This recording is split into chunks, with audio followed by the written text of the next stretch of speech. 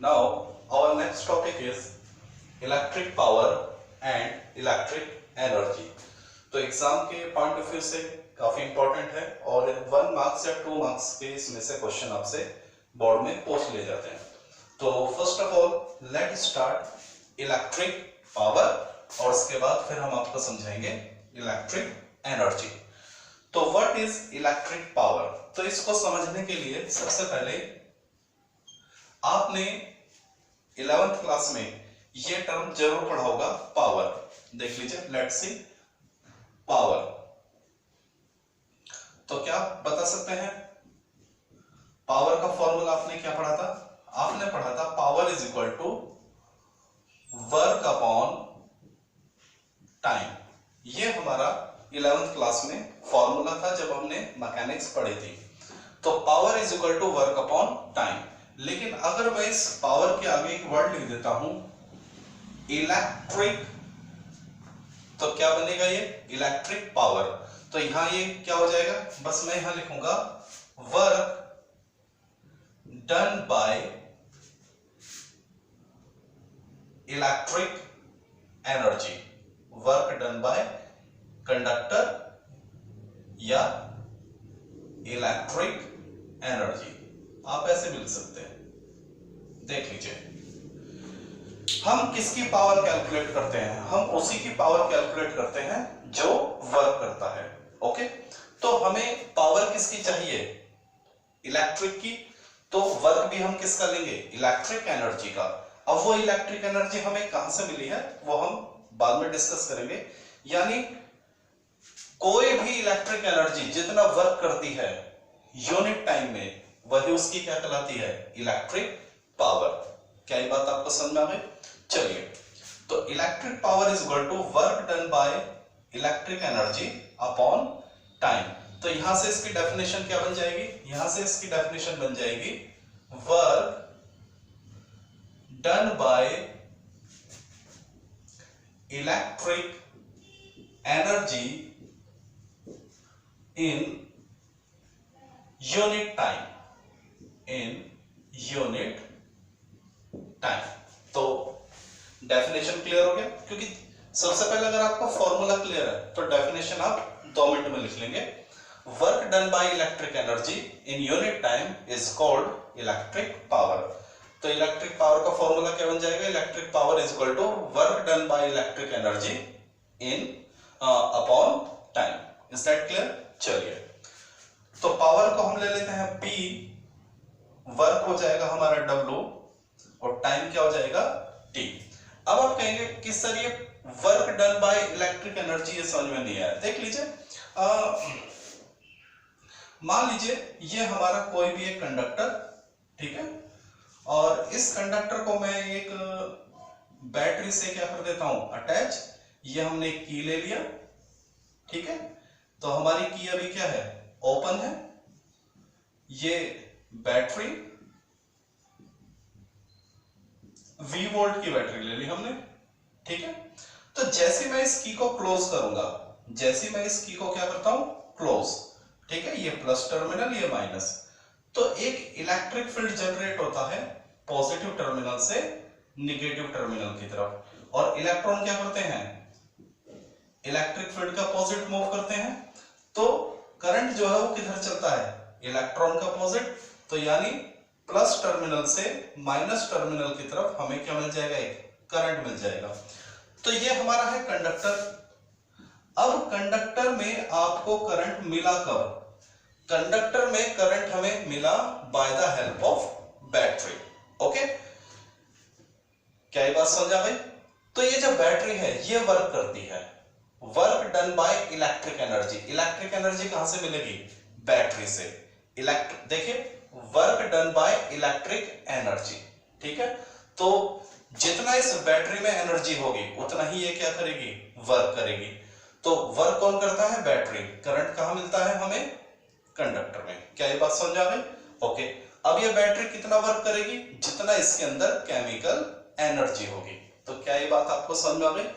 तो कई बार बोर्ड में 1 मार्क्स में क्वेश्चन आ जाता है, आप इस बात को ध्यान दीजिए कि पावर के लिए कौन रिस्पॉन्सिबल होता है? पावर मिलती कहां से है? तो पावर मिलती है बैटरी के केमिकल एनर्जी से। ध्यान दीजिए, बैटरी के अंदर जितनी ज्यादा केमिकल एनर्जी, बैटरी उतना ही ज्यादा क्या करेगी, काम करेगी, यानी उतनी ही ज्यादा एनर्जी देगी इलेक्ट्रिक एनर्जी किसको, कंडक्टर को, और उतने ही ज्यादा उसमें क्या मिलेगा, करंट मिलेगा। तो इस चीज को 1 मार्क्स के लिए नोट कर लीजिए। Power is due to by chemical energy of battery. Battery लिख दीजिए या सेल लिख दीजिए, ठीक है। तो पावर के लिए कौन जिम्मेदार है, देखिए बैटरी के अंदर जितनी ज्यादा केमिकल एनर्जी होगी, बैटरी उतना ही ज्यादा काम करेगी, जितना ज्यादा वर्क करेगी, बैटरी के अंदर जितनी ज्यादा केमिकल एनर्जी उतनी ही ज्यादा ये क्या इलेक्ट्रिक एनर्जी देगी किसको, कंडक्टर को, और कंडक्टर के अंदर उतना ही ज्यादा क्या मिलेगा, करंट मिलेगा या पावर। तो ये थोड़ा सा इसको याद रखेंगे। तो चलिए, power is equal to work upon time. Work किसका, वर्क डन बाय बैटरी का। ये ध्यान दीजिए, ये वर्क किसने किया है, बैटरी ने। चलिए, किस पर, कंडक्टर पे। Okay, work done by battery on conductor. चलिए, इसके बाद P इज इक्वल टू, आपको एक फॉर्मूला याद होगा बेटा, V is equal to W over Q। याद आ रहा है, V is equal to, since V is equal to W over Q, ठीक है। तो यहां से W कितना हो जाएगा, V इंटू Q। तो W की वैल्यू हम यहां पुट कर दें, V into Q upon T। ये बात समझ आ गई, ओके। ऑल्सो आपको एक चीज और याद होगी,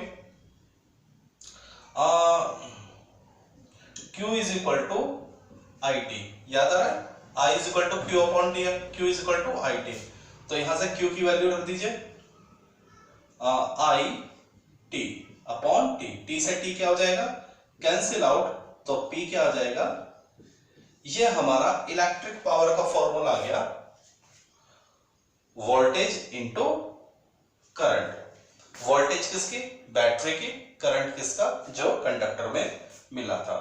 तो this is the electric power. बात समझ आ गई। चलिए, मेरे ख्याल से ये आपने नोट कर लिया होगा, ठीक है। इसको रब कर देते हैं।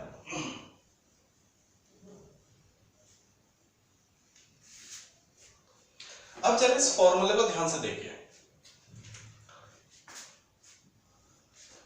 P is equal to VI, ये हमारे पास फॉर्मूला। अब अगर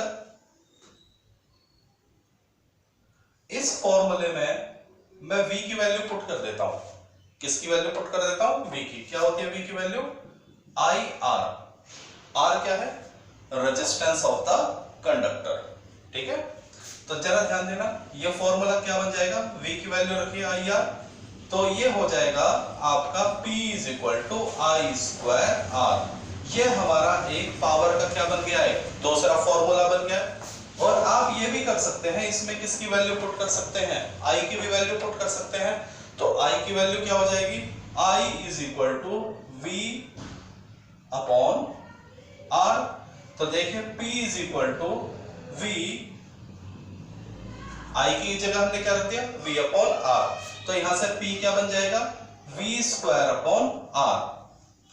तो पावर के हमारे पास तीन फॉर्मूले बनते हैं इलेक्ट्रिक पावर के, P is equal to VI, P is equal to I square R, और P is equal to V square upon R। तो क्या ये बात समझ में आ गई, ओके। चलिए, एक चीज और थोड़ा सा याद रखिए, जो पावर है उसको हम पावर मतलब न्यूमेरिकल के पॉइंट ऑफ व्यू से हम आपको बता रहे हैं। कई बार आपसे पावर पूछ ली जाती है, या is also called power loss. कई बार ये भी कह देता है कि पावर लॉस बताइए, तो एक ही चीज है, पावर बोले या पावर लॉस बोले वो एक ही चीज है। या कई बार एक चीज और बोल देता है, डिसिपिएटेड power.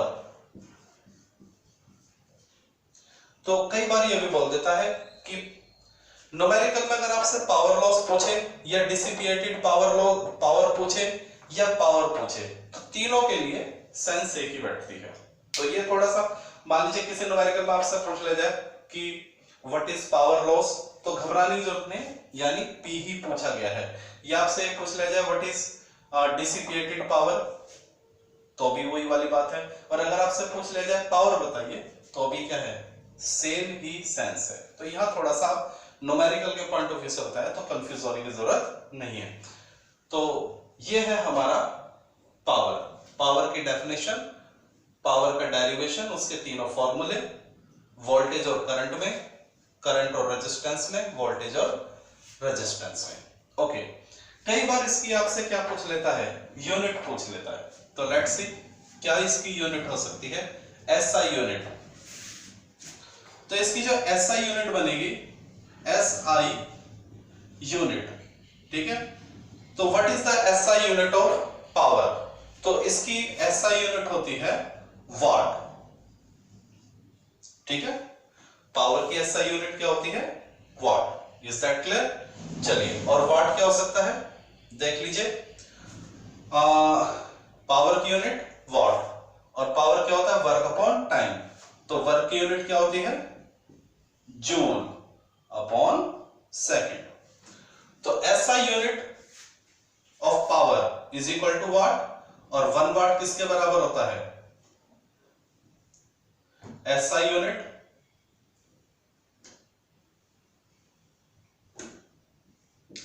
SI unit of power is watt, ये नोट कर लेंगे, ठीक है। और 1 watt is equal to 1 joule upon 1 second, ये भी याद रखेंगे कि 1 वाट किसके बराबर होता है, 1 जूल अपॉन सेकेंड के। तो छोटा सा टॉपिक हमारा ये इलेक्ट्रिक पावर का, ठीक है। इसका न्यूमेरिकल ज्यादा इंटरेस्टिंग है, तो फिलहाल तो ये बेसिक है, आप इसके क्या तीनों फॉर्मूले याद रखेंगे। ओके, चलिए नेक्स्ट मूव ऑन। अब हमारा टॉपिक है इलेक्ट्रिक एनर्जी। जिन बच्चों को इलेक्ट्रिक पावर के फॉर्मूले क्लियर है, उनको इलेक्ट्रिक एनर्जी के फॉर्मूले 2 मिनट में रट जाते हैं। कैसे, लेट्स सी। तो वीडियो को पॉज करके एक बार इस पूरे को नोट कर लीजिए। Now move on. टॉपिक ये इजी सा लगता है, ऐसा लगता है कि बहुत इजी टॉपिक है, लेकिन जब एग्जाम में इसका 1 मार्क्स का या 2 मार्क्स का कोई भी क्वेश्चन आ जाता है, तो बच्चे एक बार को थोड़ा सा कंफ्यूज जरूर होते हैं। तो इजी ना समझे इसको, ठीक है। जो भी इससे रिलेटेड कंटेंट है उसको अच्छी तरह से रट ले, समझ लें। चलिए, नेक्स्ट टॉपिक है हमारा इलेक्ट्रिक एनर्जी। इलेक्ट्रिक एनर्जी तो क्या होती है electric energy?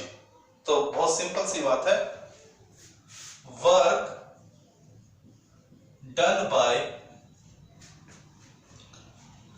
Battery on conductor, ठीक है। कोई भी बैटरी कंडक्टर पे जितना वर्क करती है वही क्या कहलाती है, इलेक्ट्रिक एनर्जी। चलिए, इसका सिंपल सी डेफिनेशन है। ओके, हमें कितनी इलेक्ट्रिक एनर्जी मिलेगी, हमें उतनी ही इलेक्ट्रिक एनर्जी मिलेगी जितना बैटरी क्या करेगी, वर्क करेगी। बैटरी अगर वर्क ही ना करे तो हमें कितनी इलेक्ट्रिक एनर्जी मिलेगी, 0। बात समझा भाई? हमें इलेक्ट्रिक एनर्जी कहां से मिलती है, बैटरी से। मान लीजिए मेरी घड़ी है, तो ये घड़ी इसकी जो सुई है वो कैसा वर्क करती है, नीडल्स, इसकी जो नीडल्स है वो कैसा वर्क करती है, मैकेनिकल वर्क। लेकिन मैकेनिकल वर्क कब करती है, जब उसको क्या मिलती है, इलेक्ट्रिक एनर्जी मिलती है। इलेक्ट्रिक एनर्जी कहां से मिलती है, इस जो घड़ी में छोटे छोटे क्या है, सेल। तो सेल से हमें क्या मिलती है, इलेक्ट्रिक एनर्जी। वो इलेक्ट्रिक एनर्जी, समझ बात है? अब इस इलेक्ट्रिक एनर्जी को किस में कन्वर्ट करना चाहे, वो एक बात की बात है। तो electric energy is equal to work done by battery और कंडक्टर। कंडक्टर कोई भी हो सकता है, ये मेरा एक टॉर्च भी हो सकती है, ये मेरा बल्ब भी हो सकता है। ये कंडक्टर कौन है, ये कंडक्टर एक बल्ब भी हो सकता है, ठीक है। ये एक क्लॉक भी हो सकती है, ये कुछ भी हो सकता है, ठीक है। कंडक्टर कौन, कोई बल्ब भी जिसमें करंट फ्लो हो सके। ओके, चलिए अब इसका फॉर्मूला कैसे निकलेगा, तो जरा अभी आपने थोड़ी देर पहले पढ़ा था, देख लीजिए। Electric power is equal to, अभी आपने बिल्कुल पिछले पढ़ा है, work done by battery on conductor, या इसको एक लाइन में हम क्या लिख सकते हैं, अपॉन टाइम। क्या ये बात समझा भाई? और इसको ऊपर वाले को मैं एक line, work done by battery on conductor को क्या लिख सकता हूं, electric energy, electric energy upon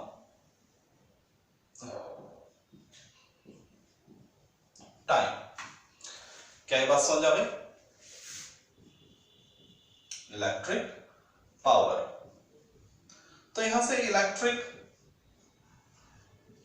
energy का फॉर्मूला क्या बन गया, वो बन गया इलेक्ट्रिक पावर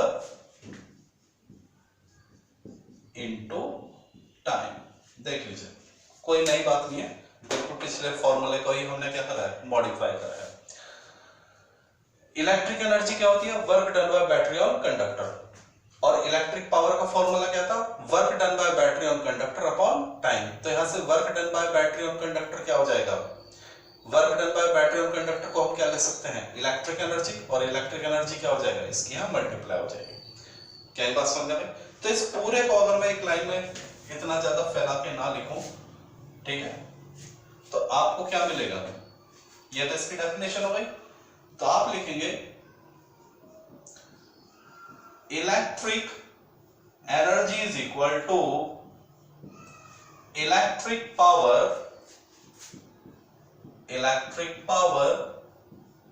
इनटू टाइम। बात समझा भाई? चलिए, अब इलेक्ट्रिक पावर के आपके पास कितने फॉर्मूले थे, इलेक्ट्रिक पावर के आपके पास 3 फॉर्मूले थे, तो इलेक्ट्रिक एनर्जी के भी कितने फॉर्मूले बनेंगे, 3 फॉर्मूले बनेंगे। तो electric power P into time. चलिए, तो पावर का पहला फॉर्मूला क्या था, V इंटू आई, ये भी फॉर्मूला बन सकता है, ठीक है। 3 फॉर्मूले बनेंगे। अगर आपने P की जगह रख दिया VI, तो ये फॉर्मूला बन जाएगा, और अगर आपने P की जगह रख दिया I स्क्वायर, बताइए दूसरा फॉर्मूला क्या था, I स्क्वायर R, तो सेकंड फॉर्मूला ये बन जाएगा। P का तीसरा फॉर्मूला क्या था, V स्क्वायर अपॉन R, देख लीजिए। तो ये हैं इलेक्ट्रिक एनर्जी के 3 फॉर्मूले, दिस और दिस। 3 फॉर्मूले पावर के, तो 3 ही फॉर्मूले क्या हैं, एनर्जी के। देखिए, कुछ नहीं करना, जो पावर के फॉर्मूले हैं सभी में किससे मल्टीप्लाई कर दीजिए, टाइम से मल्टीप्लाई कर दीजिए। मैंने आपको क्या बोला, अगर आपको पावर के फॉर्मूले याद है तो एनर्जी के फॉर्मूले आपको याद हो जाएंगे। कुछ नहीं करना, सभी में किससे मल्टीप्लाई कर देंगे, टाइम से मल्टीप्लाई कर देंगे। ओके, चलिए, तो ये है इलेक्ट्रिक एनर्जी की डेफिनेशन, ये होगा इलेक्ट्रिक एनर्जी के क्या फॉर्मूले। अब बात आती है इसकी यूनिट की। आपसे अगर इसकी SI यूनिट पूछ ली जाए, what is the SI unit, ठीक है, तो इसकी जो SI यूनिट होती है वो होती है जूल। इलेक्ट्रिक एनर्जी है, ठीक है, तो वैसे तो क्या जूल। क्या बात समझ में? लेकिन कई बार इसकी क्या पूछ लेता है, कमर्शियल यूनिट पूछ लेता है, कमर्शियल यूनिट। तो कमर्शियल यूनिट होती है किलोवाट आवर, 1 किलोवाट आवर, ठीक है, और 1 किलोवाट आवर जो है वो होता है 3.6 इंटू 10 की पावर 6 जूल। ये थोड़ा सा याद रखेंगे, ठीक। आपसे 1 मार्क्स में पूछा जा सकता है what is the commercial unit of electric energy, 1 kilowatt hour, और 1 किलोवाट आवर किसके बराबर होता है 3.6 इंटू 10 की पावर 6 जूल। तो इसमें ये जो हमारे टॉपिक थे इलेक्ट्रिक पावर और इलेक्ट्रिक एनर्जी। बहुत ही सिंपल टॉपिक थे। इसमें केवल आपसे यही एक्सपेक्ट की जाती है कि आपको पावर के तीनों फॉर्मूले और एनर्जी के तीनों फॉर्मूले क्या होने चाहिए, याद होने चाहिए। इससे ज्यादा आपसे और कुछ एक्सपेक्ट नहीं किया जाता, क्योंकि इसमें कोई बड़े बड़े डेरिवेशन भी नहीं आते, सिंपल से 1 मार्क्स के क्वेश्चन आते हैं। और अब उसमें भी अगर आपको फॉर्मूला याद ना हो तो फिर एक थोड़ा सा अजीब सी बात लगती है, ठीक है। और उसमें भी अगर आपको पावर के फॉर्मूले याद हैं तो एनर्जी का फॉर्मूला तो बहुत इजी बनता है। पावर के तीनों फॉर्मूले, उसमें टाइम की मल्टीप्लाई, टी से मल्टीप्लाई कर दीजिए, एनर्जी का फॉर्मूला आ जाता है। तो ये क्लियर हो गया। और एक इसकी क्या याद रखेंगे, यूनिट याद रखेंगे, ठीक है। अब थोड़े से इसके ऊपर जो न्यूमेरिकल है, एग्जाम में न्यूमेरिकल कैसे आते हैं वो हम समझेंगे, ठीक है। उस पे आपको थोड़ा सा कंसंट्रेट करना पड़ेगा, ओके।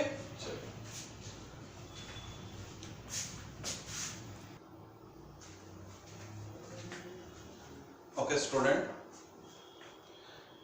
ये हमारे एनसीईआरटी में इसका एक पावर ट्रांसमिशन का एप्लीकेशन दिया है और कई बार एक दो बार ये बोर्ड में आपसे पूछा जा चुका है।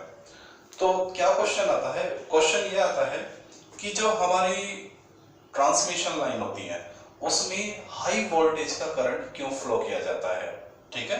क्वेश्चन आपका एग्जाम में आता है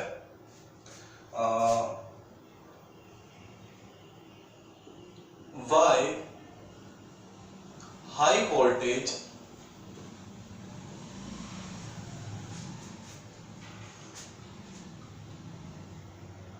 danger sign on transmission lines। आपने देखा होगा कई बार, जैसे नॉर्मली लिखा होता है 440 वोल्ट का करंट फ्लो हो रहा है, डेंजर साइन। तो ऐसा क्यों होता है, इसका रीजन समझिए। मान लीजिए ये हमारा पावर स्टेशन जहां पे इलेक्ट्रिसिटी प्रोड्यूस होती है या जहां से इलेक्ट्रिसिटी सप्लाई की जाती है सिटी को, ठीक है ना। तो ये हमारा एक पावर स्टेशन, और यहां से हमने एक केबल दिया, ठीक है, ये वायर है जिससे इलेक्ट्रिक करंट हमारे घरों तक आता है, ठीक है। तो ये जो पावर स्टेशन है, मान लीजिए ये करंट आई प्रोड्यूस करेगा। कितना करंट देता है, आई। कितनी वोल्टेज का, वी वोल्टेज का। और ये जो पावर स्टेशन है इसकी पावर कितनी है, वी पावर है। क्लियर हो गया। तो यहां से आई करंट वायर में आता है। अब ये जो वायर है, वायर बोलिए या इसको क्या बोलिए, केबल बोल दीजिए, वायर बोल दीजिए, जो आपका मन करे। तो इसका कुछ ना कुछ क्या होगा, रेजिस्टेंस होगा।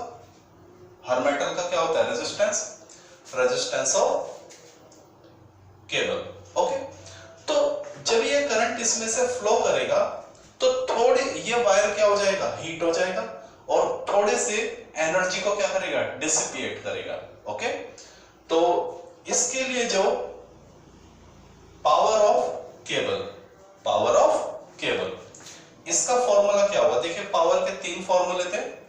तो इन टर्म ऑफ करंट और आर क्या हो जाएगा, आई स्क्वायर आर, ठीक है। ये किसकी हो गई, पावर ऑफ केबल। यहां तक बात समझ आ रही। अब यहां इस आई का फॉर्मूला देखिए, जो करंट इस केबल में है वही करंट किसमें है, पावर स्टेशन में सेम करंट आ रहा है। तो मैं यहां से आई की वैल्यू क्या उठा कर रख सकता हूं, मैं यहां से आई की वैल्यू रख दूंगा P ओवर V। तो देख लीजिए ये क्या हो जाएगा, P square over V square R से। क्लियर हो गया। अब रेजिस्टेंस क्या होता है, कांस्टेंट।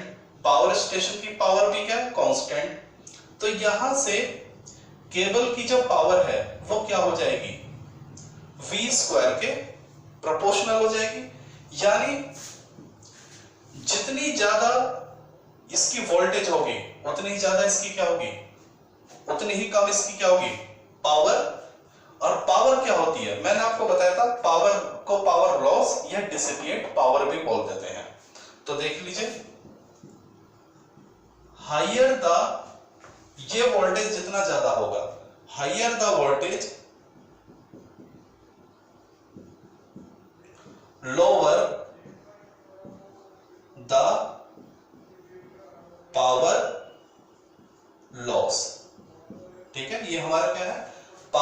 लॉस ऑफ केबल, ठीक है, क्योंकि जब इसमें करंट जाएगा तो ये वायर गर्म भी हो जाएगा और थोड़ा सा एनर्जी क्या हो जाएगी, लॉस हो जाएगी, यानी पावर लॉस। तो हम ये चाहते हैं कि जितना करंट यहां से चले वो सारा का सारा करंट कहां पहुंच जाए, हमारे घरों तक पहुंचे। पावर स्टेशन जितना करंट दे रहा है वो सारा करंट कहां आना चाहिए, यहां आना चाहिए। तो इसलिए जो पावर स्टेशन है वो करंट को फ्लो कराते हैं, देते हैं, वो कैसे देते हैं, हाई वोल्टेज का करंट देते हैं। क्लियर बात है? तो इसका मतलब ये है कि हमारे घरों में जो करंट आता है वो कैसा आता है, 440 वोल्ट का, लेकिन बीच में हम क्या रख देते हैं, ट्रांसफार्मर, क्या रख देते हैं, ट्रांसफार्मर। गलियों देखा होगा, गली के मोड़ पे किनारों पे ट्रांसफार्मर रखे रहते हैं। तो ये ट्रांसफार्मर क्या होता है, जितने भी हाई वोल्टेज का करंट आ रहा है उस वोल्ट ट्रांसफार्मर का काम क्या है, डिक्रीज द वोल्टेज। ट्रांसफार्मर कहां रख रहते हैं, हमारे घरों के पास, ठीक है। तो जैसे ये करंट पावर स्टेशन से चलता चलता हमारे घरों के पास आता है तो बीच में जो ट्रांसफार्मर है वो उसकी वोल्टेज को थोड़ा सा क्या कर देता है, कम कर देता है। लेकिन मेन बात ये है कि ये जो जब तक केबल में वो करंट चलेगा वो क्या होता है, हाई वोल्टेज का होता है। क्यों होता है, जिससे पावर का लॉस क्या हो, कम हो, यानी सारा करंट रास्ते में ही ना खो जाए। तो ये कई बार इस तरह क्वेश्चन आता है, why high voltage danger sign in transmission line, यानी ट्रांसमिशन में जो करंट होता है वो हाई वोल्टेज का क्यों होता है, इसलिए होता है हाई वोल्टेज करंट, जिससे पावर लॉस क्या हो, कम से कम हो। Is that clear? तो ये हमारा एक एनसीईआरटी का था और आ जाता है एग्जाम में कई बार, ठीक है। चलिए अब हम आपके कुछ न्यूमेरिकल करेंगे जो बोर्ड में आ चुके हैं, वेरी इजी और वेरी इंपॉर्टेंट। चलिए ये आप लिख लीजिए नोट करके।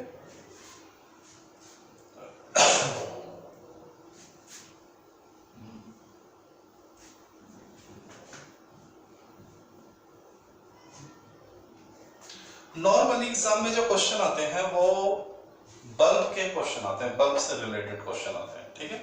तो जो आपके बोर्ड में आ चुके हैं वो मैं एक दो न्यूमेरिकल करा देता हूं आपको। जैसे ये एक न्यूमेरिकल है, 2 बल्ब आर रेटेड। रेटेड का मतलब बल्ब के ऊपर छपा हुआ रहता है कुछ। 2 bulb are rated 200 volt 100 watt and 200 volt 60 watt.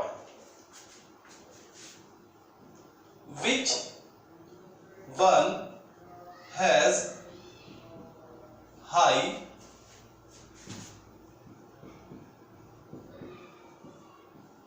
Resistance? ठीक है, तो ये क्वेश्चन आपका एग्जाम में आ चुका है और आपसे पूछा है, देखिए आपको बोला गया है 2 बल्ब है, एक बल्ब के ऊपर लिखा है 200 वोल्ट 100 वाट, दूसरे के ऊपर ये। तो आपसे पूछा है किस बल्ब का रेजिस्टेंस ज्यादा होगा, तो 2 लाइन का न्यूमेरिकल है, लेट्स सी। सो तो 4 बल्ब 1 वोल्टेज कितनी दे रखी है 200 और पावर कितनी दे रखी है 100। क्योंकि यहां वाट है तो वाट किसकी नोट थे, पावर की। ऐसे ही 4 बल्ब 2 वोल्टेज कितनी है 200 और पावर कितनी है 60। चलिए रेजिस्टेंस पूछा है तो पावर के आपके पास 3 फॉर्मूले होते हैं, तो ध्यान दीजिए, बताइए वो कौन सा फॉर्मूला था जिसमें वोल्टेज और रेजिस्टेंस आता था। तो मैं आपको याद करा देता हूं, P = V²/R। तो यहां से R क्या हो जाएगा, बताइए, V²/P। तो V की वैल्यू कितनी दे रखी है आपको यहाँ पे 200, तो ये हो जाएगा 200 का स्क्वायर ओवर P कितना दे रखा है 100। तो दिस विल बिकम, बताइए कितना हो जाएगा, ये हो जाएगा अपॉन 100 यानी 400। क्लियर हो गया? V की वैल्यू पुट कर दी, P की वैल्यू पुट कर दी, ये आ गया। Okay, now do the second. यहां से रेजिस्टेंस कितना आ जाएगा V²/R, वो V²/P, सेम फॉर्मूला। तो V कितना है 200 का स्क्वायर, P कितना है 60। ओके, तो ये सॉल्व करके कितना आ जाएगा देख लीजिए। तो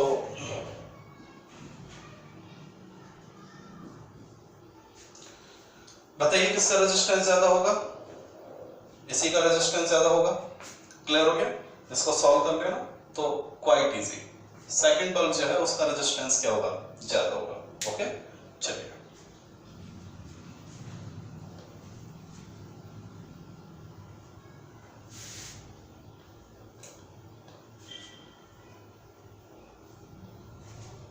सिंपल से न्यूमेरिकल आते हैं। Okay, let's see. Last year जो न्यूमेरिकल आया था वो मैं आपको करा देता हूं। ये आया था 2018 में न्यूमेरिकल 2018। इसमें बोला गया था two bulb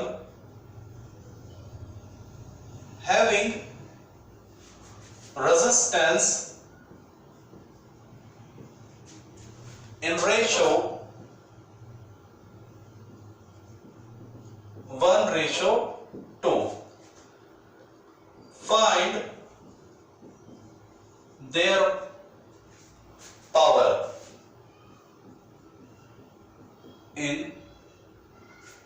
ratio।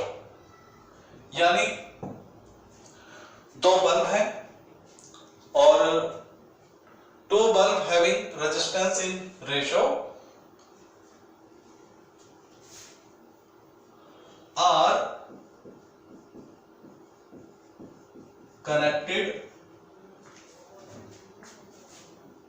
in series। ठीक है, दो बल्ब हैं और दोनों सीरीज में है और उनका रेशियो कितना है? 1:2। Find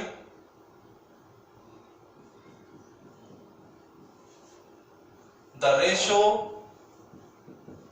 of their power. ये क्वेश्चन था 2 मार्क्स में। देखिए और कितना इजी था। Let's see. सो ये हमारा पहला बल्ब B1, ये हमारा दूसरा बल्ब B2 और दोनों ही क्या है? सीरीज में है। ओके, चलिए तो इनका रेजिस्टेंस दिया हुआ है।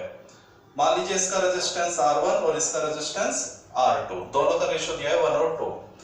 अच्छा, सीरीज में बेटा क्या चीज कॉमन होती है? सीरीज में कॉमन होता है करंट। जो करंट इसमें जाएगा वही करंट इसमें जाएगा। चलिए मान लीजिए इसकी पावर P1 है और इसकी पावर क्या है? P2। तो एक तो रेजिस्टेंस और एक क्या है? करंट। तो क्या आप मुझे बता सकते हो पावर का फॉर्मूला करंट और रेजिस्टेंस में? तो देखिए P1 हो जाएगा I²R1 और P2 क्या हो जाएगा? I²R2। मैंने कहा अगर आपको फॉर्मूला याद है तो न्यूमेरिकल तो 2 मिनट में हो जाएंगे। तो पावर के 3 ही फॉर्मूले होते हैं जिसमें करंट और रेजिस्टेंस का फॉर्मूला क्या होता है? I²R। तो P1 क्या हो जाएगा? I²R1। P2 क्या हो जाएगा? I²R2। तो आपसे क्या पूछा गया है?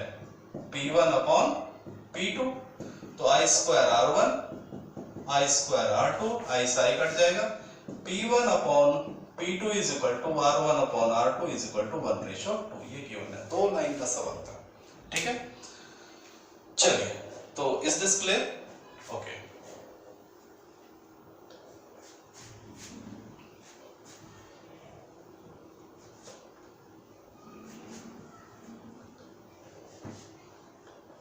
चलिए एक न्यूमेरिकल और कर देते हैं।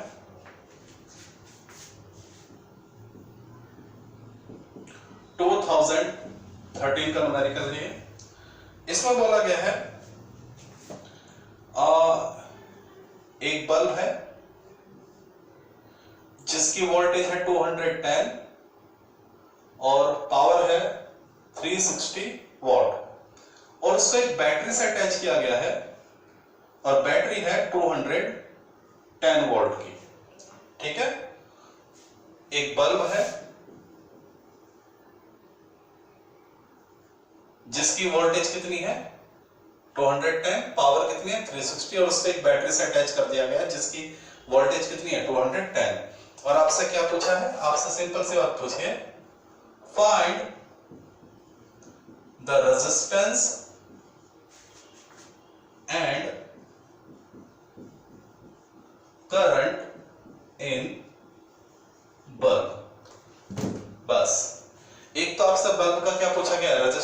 आपसे क्या उसमें कितना करंट फ्लो होगा ये पूछा गया। तो सॉल्व करते हैं। सॉल्व।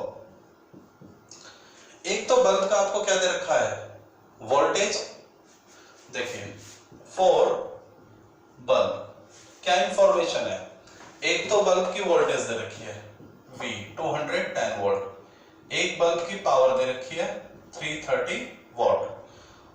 चलिए और आपसे क्या पूछा है रेजिस्टेंस पूछा है। तो मुझे बताइए पावर का वो कौन सा फॉर्मूला है जिसमें V और R आता है। तो जो बताइए P = V²/R। तो यहां से R क्या हो जाएगा, यहां से R हो जाएगा V²/P। V कितना है 210, स्क्वायर है तो एक बार और हो जाएगा, पावर कितनी है 360, तो ये इसको 3 ये 70, तो रेजिस्टेंस आ जाएगा बेटा 70 ओम। अब देखिए रेजिस्टेंस भी पता चल गया इसका 70 ओम। तो आपसे क्या पूछा है, एक चीज और पूछे इसमें कितना करंट होगा, तो V = IR, तो वोल्टेज कितना है 210, करंट आपसे पूछा है और रेजिस्टेंस कितना है 70, तो यहां से I कितना आ जाएगा 30 एम्पियर। तो इस तरह के सिंपल न्यूमेरिकल आपके बोर्ड में आते हैं। ठीक है, चलिए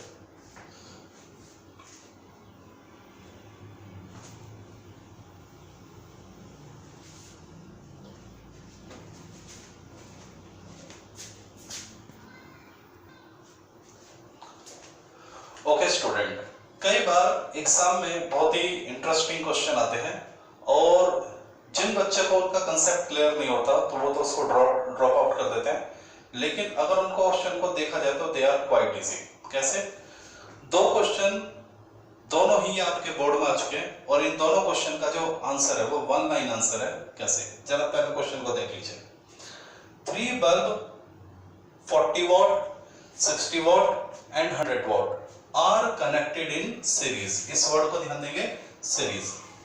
3 बल्ब हैं और तीनों कैसे जुड़े हुए हैं सीरीज में, और आपसे पूछा गया है तीनों में कौन सा बल्ब सबसे ज्यादा ग्लो करेगा। ऐसी एक क्वेश्चन है 100 वॉट और 500 वॉट के बल्ब हैं और दोनों कैसे जुड़े हुए हैं पैरेलल में जुड़े हुए हैं, और आपसे पूछा गया है कौन ज्यादा ग्लो करेगा। तो डियर स्टूडेंट, बहुत ही सिंपल सा शॉर्टकट में आपको बताऊंगा, इसको समझ लीजिए। जो ब्राइटनेस होती है, ब्राइटनेस वो इनवर्सली प्रोपोर्शनल होती है किसके, पावर के।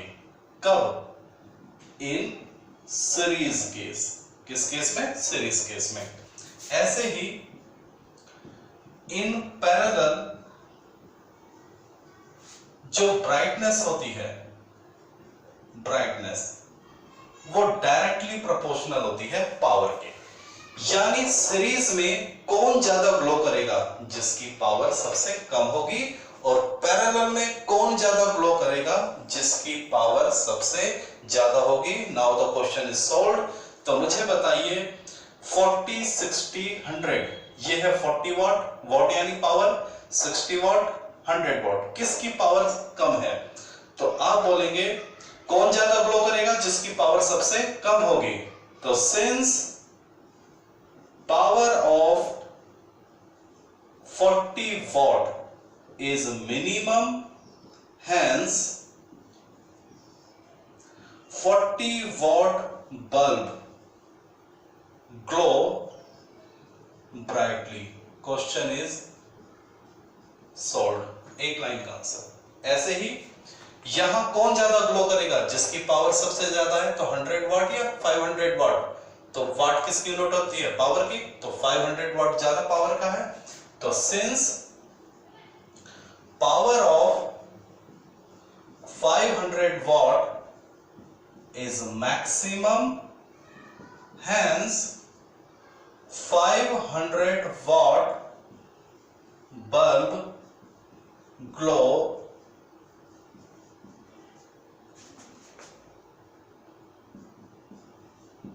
brightly. तो समझ में आया, केवल आपको क्या याद रखना है, ये शॉर्टकट याद रखना है। सीरीज में ब्राइटनेस क्या होती है, इनवर्सली पावर, और पैरेलल में ब्राइटनेस क्या होती है, directly proportional to the power. Okay बेटा,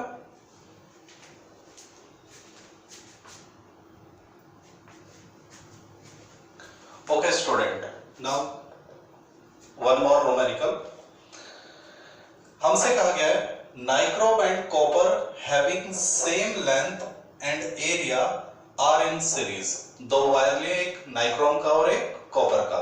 नाइक्रोम अलॉय होता है, कॉपर मेटल होता है, और उनको कैसे अटैच किया गया है, सीरीज में, और दोनों में करंट आई फ्लो किया गया है।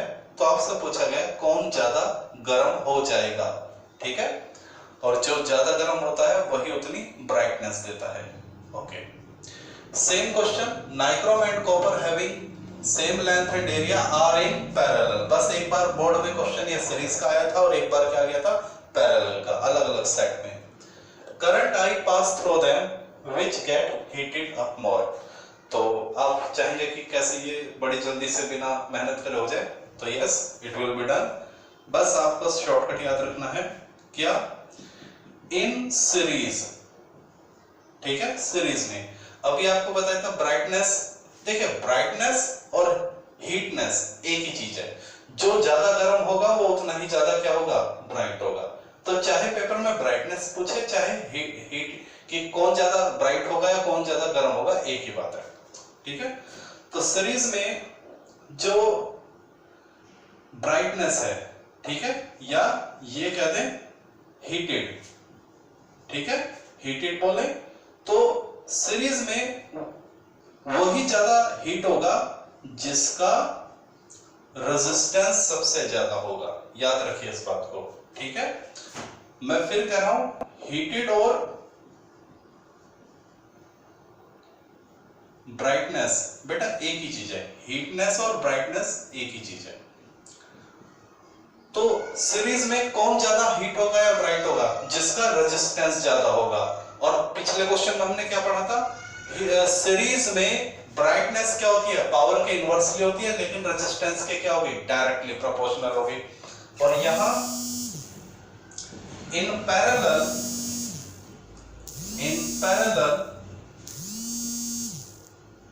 हीटेड कह दीजिए या ब्राइटनेस कह दीजिए, एक ही बात है। वो पैरेलल में ब्राइटनेस बोलिए या हीटेड बोलिए, एक ही बात है। वो पावर के क्या थी, डायरेक्टली प्रोपोर्शनल, लेकिन रेजिस्टेंस के क्या हो जाएगी, इनवर्सली। ये बात समझ लीजिए।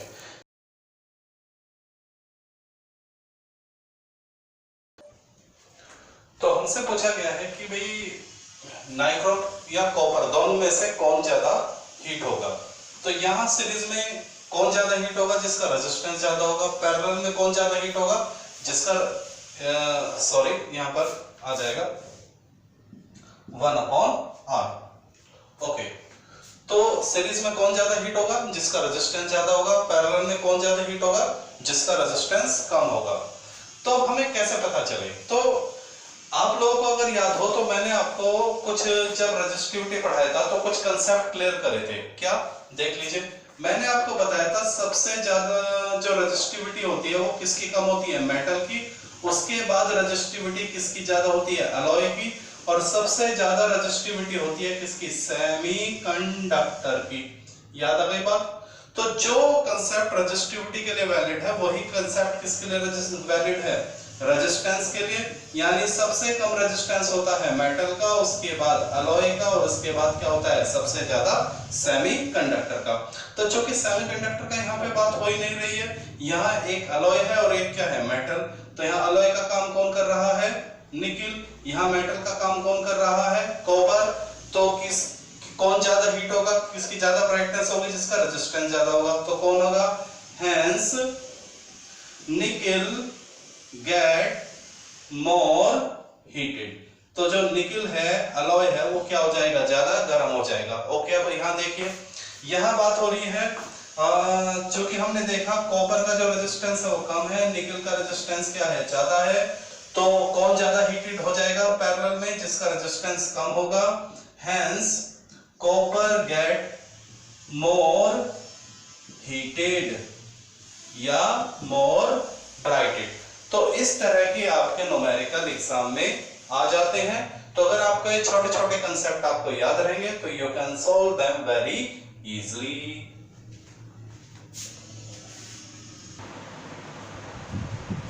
ओके स्टूडेंट, ये क्वेश्चन भी एग्जाम में कई बार आपके बोर्ड में आता है। A heater and a bulb are connected in parallel। वैसे तो जो डोमेस्टिक हमारे घरों में जो वायरिंग होती है वो क्या होती है, पैरेलल में होती है। आपने 10th क्लास में पढ़ा होगा। ओके, हमारे घरों में जितने भी इलेक्ट्रॉनिक अप्लायंसेस होते हैं उनकी जो वायरिंग होती है वो सब क्या होती है, पैरेलल होती है। A heater and a bulb are connected in parallel। Why bulb get dim when heater is on? Normal ये कहा गया है कि जैसे ही हम अपने घर में हीटर को ऑन करते हैं तो उसके आसपास अगर कोई बल्ब ऑन है तो थोड़ी देर के लिए क्या हो जाता है, डिम हो जाता है। ऐसा पूछा जाता है क्यों? तो बहुत ही सिंपल सा जवाब है, समझ लीजिए। हमारे जो हीटर होते हैं उसके जो फिलामेंट होते हैं वो किसी चीज के बने होते हैं, और हमारा जो बल्ब होता है उसके अंदर भी एक फिलामेंट होता है, वो भी किसी मटेरियल का बना होता है। तो इस चीज को आप रट लीजिए कि जो रेजिस्टेंस होता है, रेजिस्टेंस ऑफ हीटर का जो फिलामेंट है या हीटर के वायर जिस चीज के बने होते हैं उनका रेजिस्टेंस क्या होता है, कम होता है। जबकि बल्ब का फिलामेंट जिस चीज से बना होता है उसका रेजिस्टेंस क्या होता है, ज्यादा होता है। ओके, बस जिसको ये बात याद है वो 2 मिनट में इसका सॉल्यूशन कर देगा। Resistance of heater wire is less than the resistance of bulb. तो जिसका रेजिस्टेंस कम होगा वो करंट को क्या करेगा, ज्यादा ड्रॉ आउट करेगा। Hence heater draw out more current and bulb get dim. और बल्ब क्या हो जाएगा, डिम हो जाएगा। तो इतना सिंपल सा इसका क्या है, जवाब है। तो आप लोगों को आज हमने इलेक्ट्रिक पावर, इलेक्ट्रिक एनर्जी और उनसे रिलेटेड बोर्ड में आए हुए जो क्वेश्चन है वो कराएंगे। तो मैं आपसे सिर्फ ये कहूंगा कि केवल अपने इलेक्ट्रिक पावर और इलेक्ट्रिक एनर्जी के जो फॉर्मूले हैं उनको टिप्स पर रखें। जिसको इलेक्ट्रिक पावर के फॉर्मूले आते हैं T से मल्टीप्लाई करो, एनर्जी के फॉर्मूला आ जाएंगे। और जब आपको न्यूमेरिकल एग्जाम में मिल जाए तो बिल्कुल कूल माइंड से आप ये देखें कि क्या चीज हमें गिवन है और क्या चीज हमें फाइंड आउट करनी है। तो इजीली आपसे न्यूमेरिकल सॉल्व हो जाएगा। इसमें ज्यादा टफ क्वेश्चन नहीं आते हैं। हाँ, जो थोड़े ट्रिकी क्वेश्चन है वो मैंने आपको करा दिए हैं, और बोर्ड में ये जो इस तरह क्वेश्चन होते हैं रिपीट होते हैं। Okay, so that's all।